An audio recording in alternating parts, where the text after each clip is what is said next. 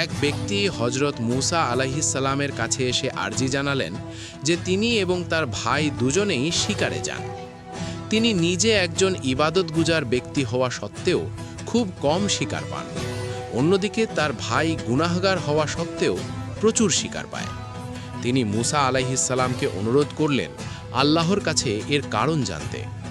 হজরত মুসা আলাইহিস সালাম আল্লাহর কাছে বিষয়টি পেশ করলে আল্লাহ তাআলা একটি পরীক্ষা দিলেন। তিনি মুসা আলাইহিস সালামকে বললেন ওই দুই ভাইয়ের কাছে গিয়ে বলতে যে আমি একটি উটকে সুঁইয়ের ছিদ্র দিয়ে পার হতে দেখেছি। ইবাদত গুজার ভাই কথাটি শুনে সে অবাক হয়ে গেল এবং বলল, আল্লাহর নবী, এই কথা তো বুদ্ধির বাইরে। সুঁইয়ের ছোট ছিদ্র দিয়ে এত বড় উট কিভাবে পার হতে পারে? গুনাহগার ভাই সে অত্যন্ত বিনয়ের সাথে বলল, আল্লাহর নবী, আল্লাহ যদি চান তবে সুঁইয়ের ছিদ্র দিয়ে পুরো কায়নাত বা মহাবিশ্ব পার করে দিতে পারেন। উট তো সামান্য জিনিস। মুসা আলাইহিস সালাম ফিরে এলে আল্লাহ তাআলার রহস্য উন্মোচন করলেন।